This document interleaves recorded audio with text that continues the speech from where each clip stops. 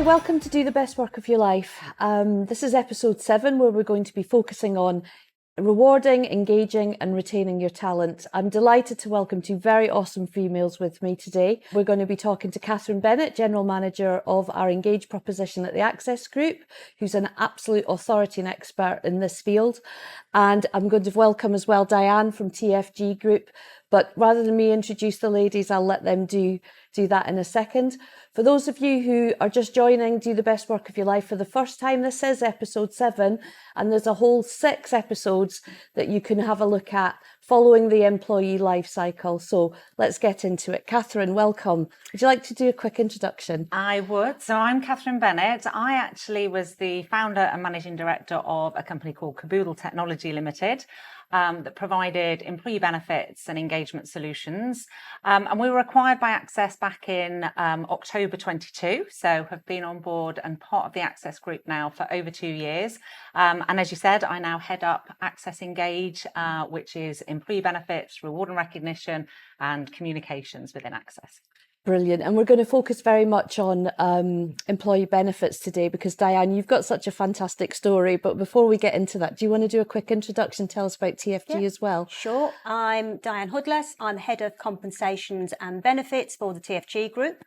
Now, a lot of people don't know who TFG are, but I'll give you a quick whistle-stop tour of our brands, which are Phase 8, Hobbs, Whistles, White Stuff and Inside Story. So pretty much a retailer. So amazing brands there. And roughly how many employees have you got at TFG Group? Just over 2,000. 2,000 employees in the retail sector. Absolutely. Fantastic.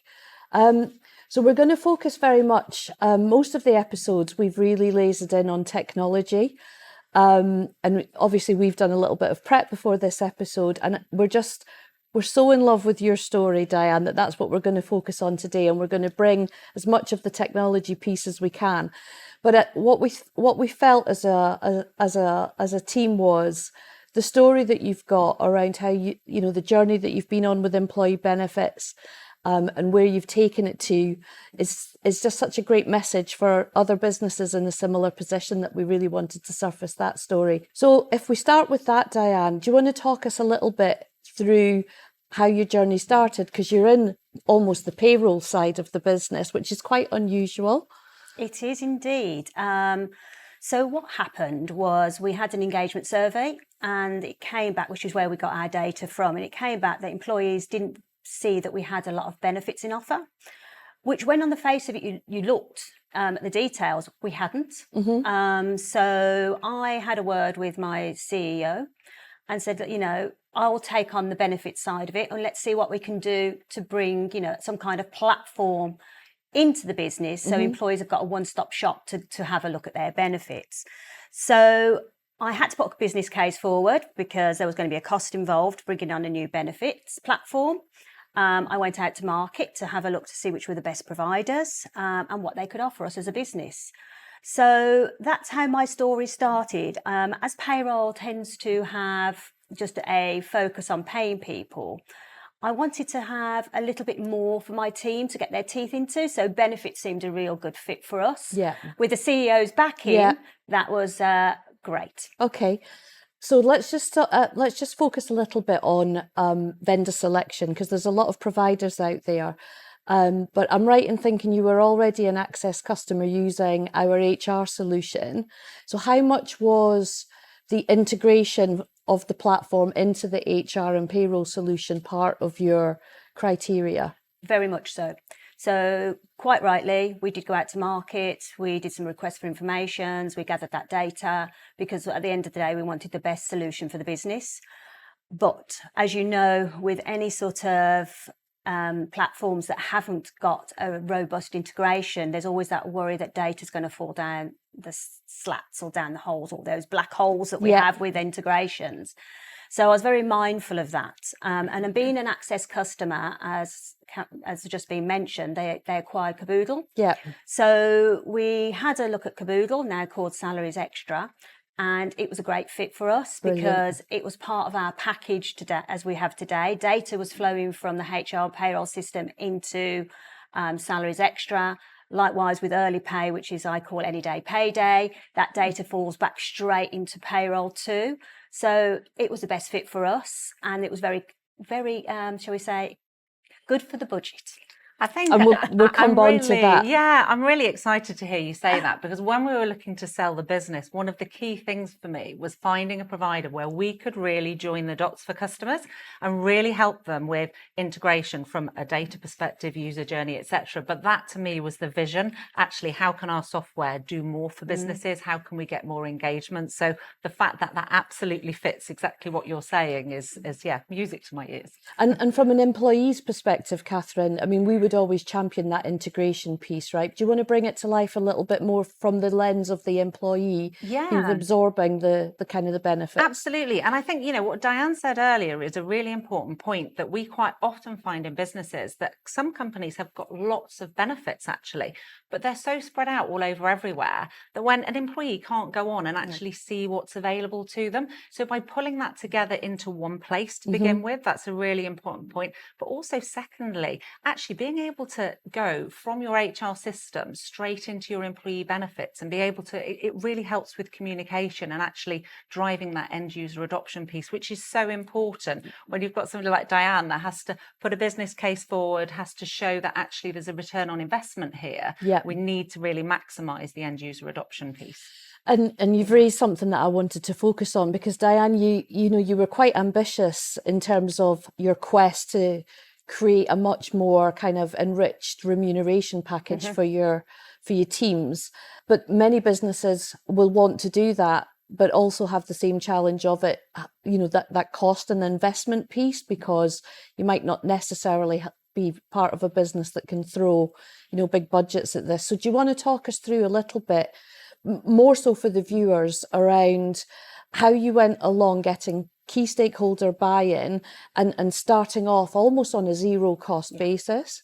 Yep, and that's still the case. As I mentioned at the beginning, I work in retail, so there is no money to throw around onto new benefits where tight margins. Yeah, where we couldn't get sort of where the employer would pay for the benefit, so it become a true benefit in kind. So we have got the standard ones, as you can rightly imagine, cycle to work, etc. So we did have those.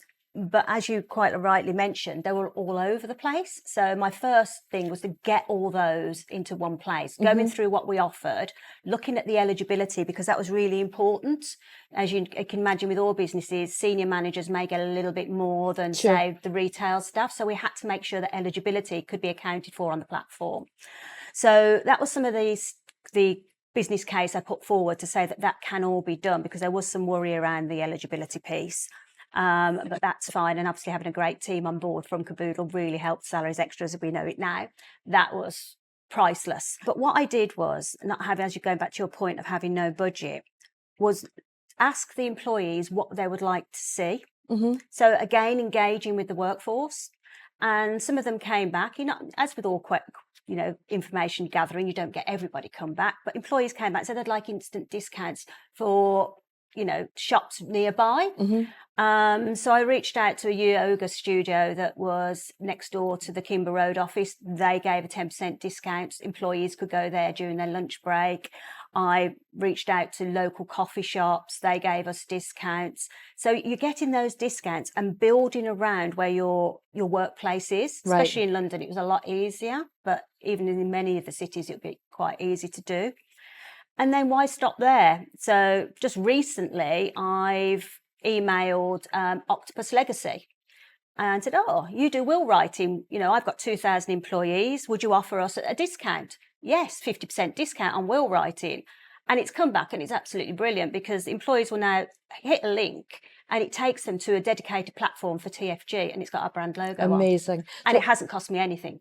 Which is brilliant. So let's just touch on that for a second from the technology perspective, Catherine, because the platforms come almost preloaded with a lot of schemes.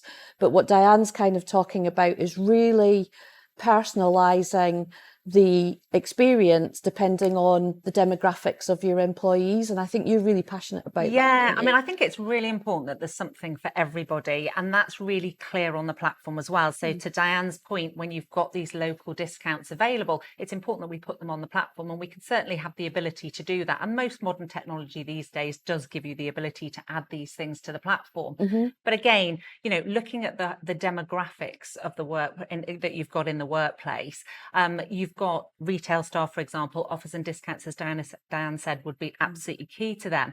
But, you know, you've also got to look in other organisations. You might have older employee demographic, pensions might be more key to them. You've got senior managers. So it's really important to look at the demographics of the workforce that you've got, listen to what they're saying, exactly as Dianne said, and make sure you put a really smart benefit solution and benefits together so there will be something for everybody, basically. And so for a business that's thinking about investing in a new platform, what should they be asking their vendor? What should they be expecting from their vendor? Because we've got a key part to play in that, right? Absolutely. And I think, you know, integration, as Dianne said, is probably one of the key things today with modern technology the way it is. Being able to integrate with existing HR systems is really a key one. That data piece is so important. And, you know, having a single central data platform that holds all of your data and just feeds into your benefit solution, it really does take a large amount of administration away and that headache of actually, where am I sending my data and what am I doing? So I think integration is key. And I'd also look at communications as well being a key one. And I know I can only imagine for Dianne what a challenge actually communicating effectively is when you've got so many people all over the place, you know, in concession stores, etc. So I don't know whether Dianne can perhaps elaborate on that piece a little bit. Yeah, it was I'm very lucky in that way. We have a platform called Workspace where we can load such a, you know, new benefits. And with the platform that we've got, you can download sort of posters and send emails out already out there. So we can just do that and put it onto the Workspace platform. And likewise, what I tend to do, so for the month of May, I'm going to launch several new benefits. One of them, which is a healthcare cash plan that can be open to all employees. And then some other things like, as you mentioned, pensions. I've asked Scottish Widows, who's our pensions provider, to give me some links for, you know, helping you with retirement. So some webinars and things on there, useful information. I'm trying to, like I said previously, I want it to be a one-stop shop so people can go there and get useful information, not just the benefits. And also on there, which I'm hopefully going to be launching in the next couple of weeks, which is something that my CEO is really keen on, and that's the total reward statements. Yeah. So that employees can actually see what's on offer to them above and beyond their base salary. So that is another, you know, a real good tool that's within the platform that our employees can have. And that, coming back to sort of recruitment as well, I know you're really passionate about looking after the 2,000 employees that you've got and retaining them, because the cost of recruitment is so much more. And that factors, that plays a key part in that, doesn't it, Dianne, in terms of that total reward statement. So how share with us your kind of thinking around that from a recruitment and retention perspective. Well, a lot of businesses these days would rather retain than recruit. So that's probably my opening gambit. So when my recruitment team are looking for recruitment, we have dedicated benefit booklets so employees can see what we offer. And we want to retain who's got that talent that we've got today. So this is why we're always doing that communication, which is really, really key. To get keep that talent that we've got. But to recruit people, we want to be better than our competitors. And this is one of the things that's driving me to carry on looking and putting whatever benefits I can onto the platform and making it that important one-stop shop. So as I mentioned in May, I'm launching quite a few more benefits, and I'm going to do a whole communication piece, and I'm going to get some of the providers back in and do some webinars and some Teams meetings on that. I'm also getting Salaries Extra in so that they can show employees firsthand how to access that total reward statement, and those new employees how to get onto Salaries Extra, and also bringing in some of the providers like the Health Shields and Give As You Earn back in to refresh those benefits, because they like to see what's new, they like to see what's upcoming, but you've also got to remember the good stuff that's already there. We want them to get engaged in that as well. I think a point I'd make on the total reward statements as well is quite often if you ask somebody what's the value of their package, they think of what their salary is, and they forget that actually there's so much more that a customer is investing in and a company's investing in to give them a total remuneration package, which is everything and takes a more holistic approach. And when people are looking at, is it worth me moving jobs to something with a slightly higher salary, actually if there's no benefits attached to that, then you can actually be worse off than actually staying where you are. So it's really important to get that message across to employees that actually this is the total value of your package. Totally understand that. So we'll just take a second there. So we talked about the reasons why you embarked on this journey to really kind of foster. It's not the technology really, it's a cultural shift, isn't it? It's really about giving back to your employees, using employee engagement and what they were asking for as your kind of catalyst. We've touched on stakeholder buy-in and the importance of, taking that kind of C-suite with you. Yes, absolutely. And you don't always need to have lots of investment up front for a platform. And I'm pretty sure they must be very delighted with where you've got to today. And it's been, a 2-year journey, 18-month journey? Actually started June last year. So it's only a year? Like just coming up to a year, and we've got quite an amazing array of benefits on there. And I always add to wherever I can. So if I find that there's let's have a think about, will writing be the latest one? Will that be something that our employees were interested in? Yes. So, I managed to go out to the market and see which is the best for us. And as I mentioned, Octopus Legacy came back, and there are other providers, but they came back with a nice sort of platform for our employees to look at. Nice. So it's the businesses want you just as much as you want them. And like I said, the local discounts were really, really good. So, they can go and get discounted pizzas up the road or brilliant and things like that. And it just worked really, really well. But communication, I go back to that, is definitely key. And we'll come on to that. So you're kind of on a bit of a mission to source new, exciting, benefits for your teams all the time. It's become this sort of living, breathing heartbeat of your business, hasn't it? So when you have a new scheme with a new provider, you're working with the access group to get those uploaded onto your team. So just talk to us a little bit, Dianne, about the relationship with your vendor. Not because I'm specifically trying to tell an access story here, but I think it's really key that viewers hear how important that relationship is, because without your technology vendor supporting you, it's hard to create that heartbeat and keep it that kind of living, breathing part of your business. As I mentioned, we've only been live since June, so I do still have weekly catch-ups and we talk about what's going on in the market. So having that relationship has been so key, and they get the business and they get what they're doing. They understand what I want. And I can quite easily go to one of them and say, I need a new tile. These are the words. I want it to link into this. I'd like the employee to be able to open this document, and it's done. Brilliant. And it's literally such a quick turnaround. Like I say, these ones I'm launching in May are there already, but I won't release them because you can release them when and as you wish. As you wish, yeah. So I've asked them to be released on the 1st of May when I start the next campaign. But having that relationship is absolute key. So almost the maintenance of it is being done by the vendor. In this case, it happens to be Access Group, which frees you up to really think about the enrichment side and how you get the more schemes, which is brilliant. We've talked about the platform. You've got lots and lots of different schemes that are helping all your employees. What are the most popular ones? The instant discounts. So I get monthly stats. Yeah. From the Access Group, from the team that I work with, and you can see which ones are the most used. And your instant discounts and the discounts on the apps and the cinema discounts are by far the ones that are used the most. And then you can also see ones that aren't used at all or even looked at. So you might be leaving them in there because it's a true benefit. Some people don't tend to look at, if they've got critical illness or whatever very often. but it might be something that you've put there until actually that didn't work, so I can remove it, or look for something better, or even still, let's give that communication that it's there. Yeah. So it might not even be there. And I wanted to come on to this because I know, Catherine, you're really passionate about driving adoption for our customers.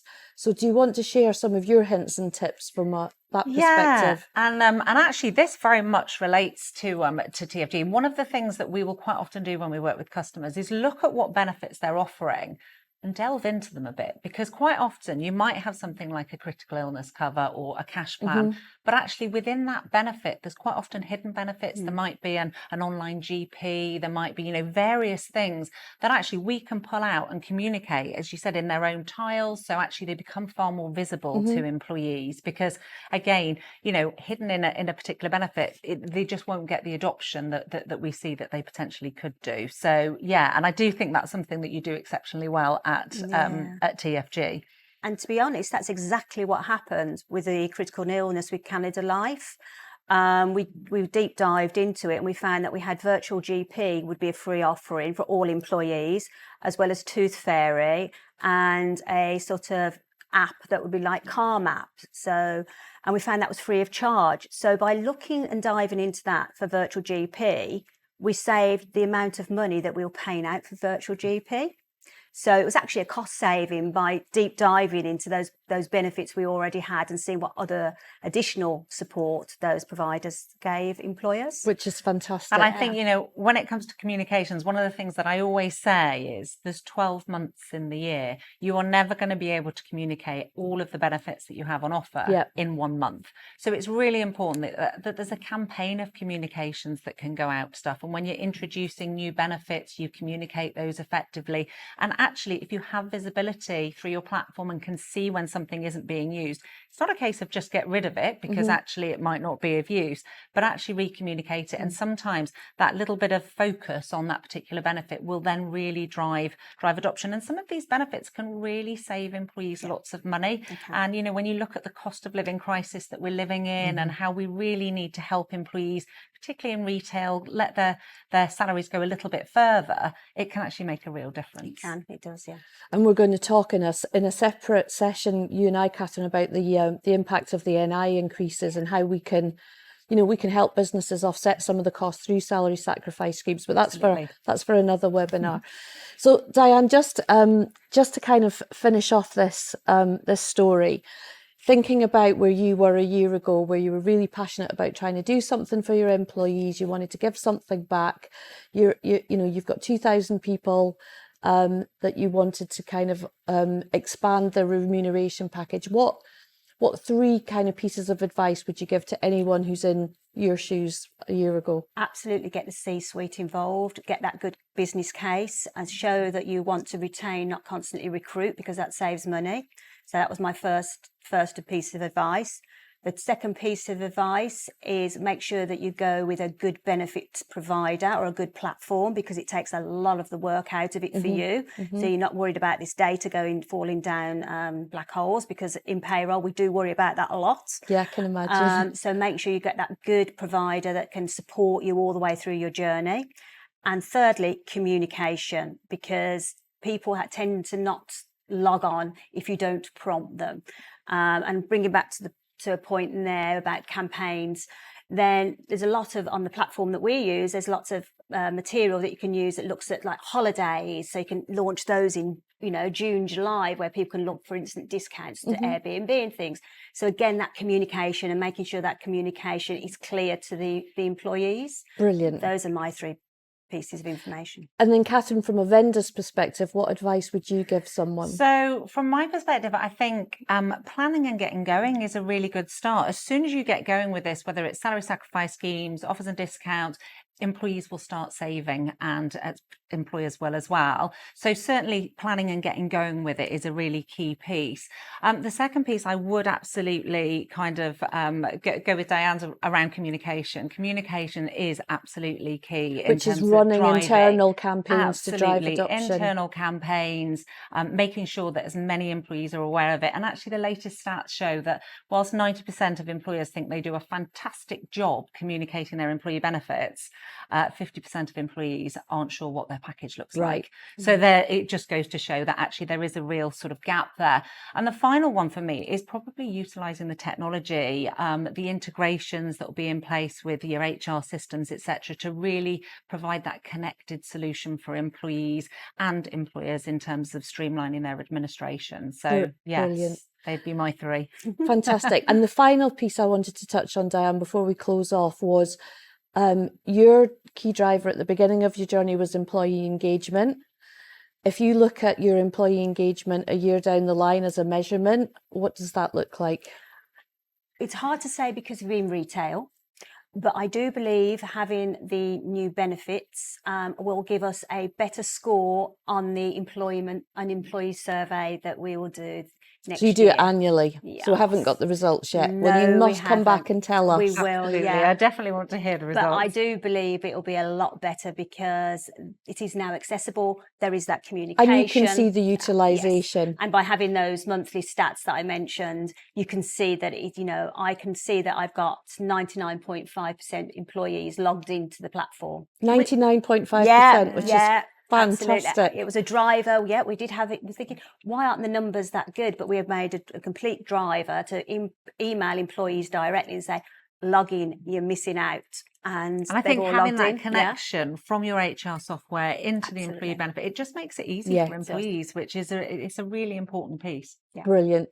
Dianne, thank you so much. We've loved hearing about your journey, your passion for the topic as well, and how far you've come in 12 months without a huge investment from your business. It's brilliant. And Catherine, big thanks to you for representing the technology story. Thank you both.